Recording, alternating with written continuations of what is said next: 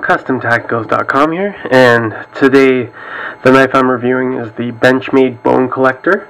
This is the larger all-black G10 bone collector with the 3.36 inch blade.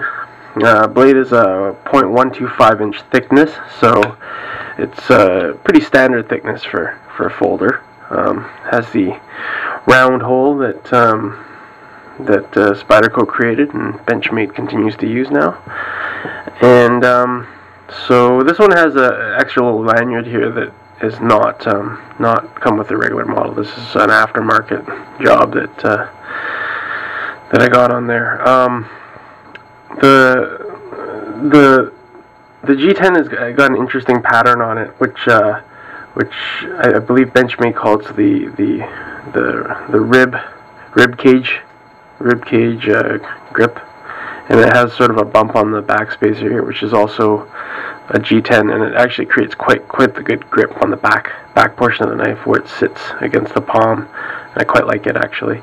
The G10 is smooth. It is rippled, but then it's smoothed down quite a bit so that you don't get that sort of a rough texture to it. It does feel quite nice in the hand.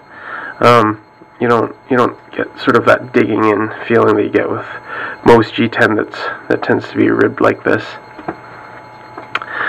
Let me zoom up a little, take a little closer looks. Blade is a cool D2, and little bone collector logo there on it, Benchmade written on that side, and sorry about that, the bone collector written on there on the side.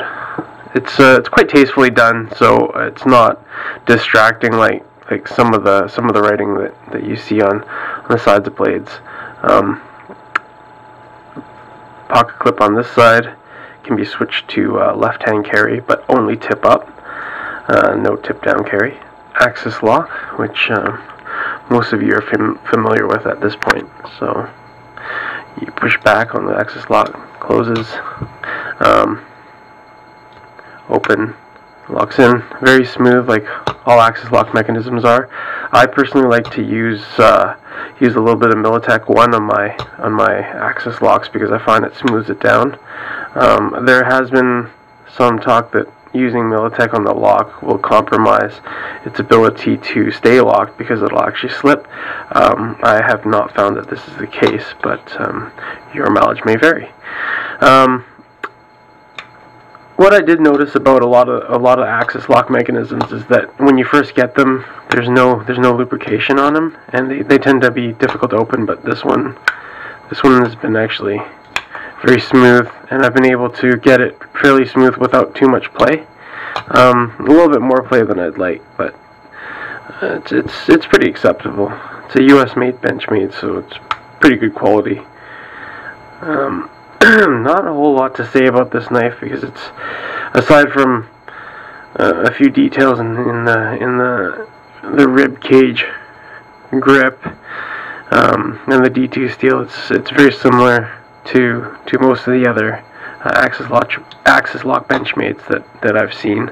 I do like the round hole, and the overall design reminds me a bit of the Ritter grips, but in a slightly higher end package, which is kind of what sold me on this knife to begin with. It's sort of like a excuse me, sort of an upscale Ritter Griptilian blade from Benchmade. So if you like the Benchmades, the Benchmade Griptilians, Ritter grips, I think you'll really like the bone collector. It's a great knife. It comes in a smaller size as well if you prefer that, but the full size one I think is just right.